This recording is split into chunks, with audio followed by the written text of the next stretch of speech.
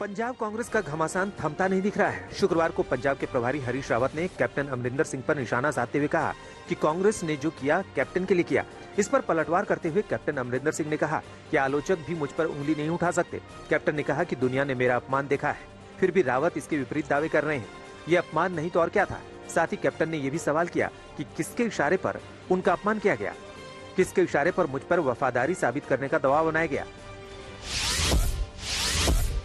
मुख्यमंत्री चरणजीत सिंह चन्नी से मुलाकात के बाद नवजोत सिंह सिद्धू को मनाने की कोशिशें तेज हो गई हैं।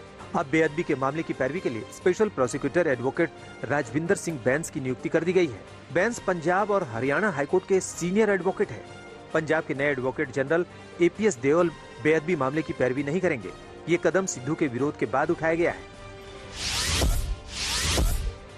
पंजाब के मुख्यमंत्री चरणजीत सिंह चन्नी ने कल शाम दिल्ली में प्रधानमंत्री नरेंद्र मोदी से मुलाकात की। CM बनने के बाद चरणजीत सिंह चन्नी पहली बार PM मोदी से मिलने पहुंचे। इस दौरान चन्नी ने प्रधानमंत्री के सामने तीनों कृषि कानूनों को खत्म करने की मांग दोहराई। साथ ही कहा कि किसानों से फिर बातचीत शुरू की जाए। इसके साथ ही उन्होंने धान की खरीदारी तुरंत शुरू करने की मांग की। साथ ही चन्नी ने PM मोदी से करतारपुर कॉरिडोर को खोलने की भी मांग की, जो कोरोना की वजह से बंद है।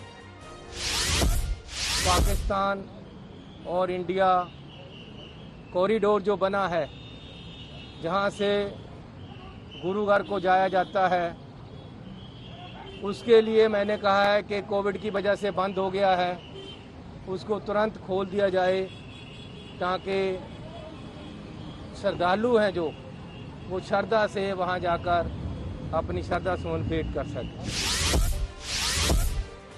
MSP पर धान की खरीद को लेकर केंद्र सरकार और पंजाब हरियाणा के किसान एक बार फिर आमने सामने आ गए हैं। इस बार किसानों का गुस्सा केंद्र सरकार के उस आदेश के खिलाफ है जिसमें धान की सरकारी खरीद की तारीख को अचानक 11 अक्टूबर तक बढ़ा दिया गया। किसानों के आंदोलन के बीच केंद्र के इस फैसले ने सियासी ताप बढ़ा दिया है। हरियाणा में किसान संगठनों ने BJP और JJP के नेताओं के घेराव का ऐलान किया है। वहीं धान खरीदी में देरी को लेकर अकाली दल पंजाब की कांग्रेस सरकार पर सवाल उठा रही है। धान की खरीद की तारीख आगे बढ़ने पर किसान नेता राकेश टिकैत ने केंद्र सरकार पर हमला बोला। राकेश टिकैत ने आरोप लगाया कि जानबूझकर किसानों को परेशान करने के लिए धान की खरीद को आगे बढ़ाया गया है। हरियाणा के किसान अपना धान लेकर BJP विधायकों के घर गए। BJP विधायकों के घर जाएं और धान तौलवाने की मांग करें। वहीं पंजाब के किसान अपना धान DC कार्यालय लेकर पहुंचे।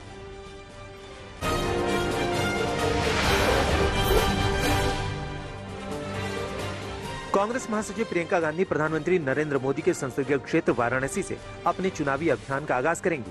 10 अक्टूबर को वाराणसी के जगतपुर इंटर कॉलेज मैदान में प्रियंका गांधी की जनसभा होगी। इसके बाद 17 अक्टूबर से उत्तर प्रदेश में कांग्रेस की प्रतिज्ञा यात्रा शुरू होगी। कांग्रेस पार्टी की कोशिश है कि हर जोन में प्रियंका गांधी की 2-2 रैलियां कराई जाए। इसके बाद नवम्बर के अंत में लखनऊ में कांग्रेस की मेगा रैली होगी। यूथ कांग्रेस के नेता इमरान मसूद ने समाजवादी पार्टी को मुख्य विपक्षी दल बताते हुए कहा है कि SP के साथ मिलकर ही BJP को हराया जा सकता है। इमरान मसूद ने कहा कि समाजवादी पार्टी को विधानसभा चुनाव में सबको साथ लेकर चलना चाहिए, जिससे यूपी में BJP को हराया जा सके। इमरान मसूद ने कहा कि मेरा पहले दिन से ये मानना था और अब भी मैं यही मानता हूँ। इमरान मसूद के बयान पर समाजवादी पार्टी के अध्यक्ष अखिलेश यादव ने कहा कि SP यूपी में BJP को हराने के लिए तैयार है।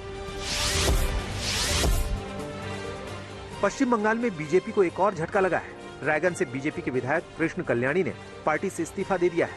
इस्तीफे को लेकर कृष्ण कल्याणी ने कहा है कि गुरुवार को पार्टी की तरफ से उन्हें कारण बताओ नोटिस जारी किया गया था। उन पर पार्टी की विचारधारा और पूर्व केंद्रीय मंत्री देवश्री चौधरी के खिलाफ बोलने का आरोप है। BJP विधायक ने सांसद पर उनके खिलाफ षड्यंत्र करने का आरोप लगाया है। उन्होंने कहा कि दोनों एक पार्टी में काम नहीं कर सकते।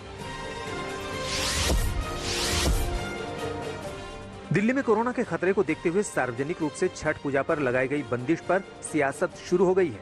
BJP सांसद मनोज तिवारी ने कल दिल्ली छठ समितियों के अध्यक्षों के साथ बैठक की। बैठक के बाद मनोज तिवारी ने ट्वीट किया कि दिल्ली में 1,80,00,000 लोगों को कोरोना की वैक्सीन लग चुकी है। साप्ताहिक बाजार, मेट्रो, बस, थिएटर सब खुले हैं। ऐसे में कोविड के नियमों का पालन करते हुए छठ क्यों नहीं मना सकते। मुख्यमंत्री अरविंद केजरीवाल को तत्काल इसका समाधान निकालना चाहिए।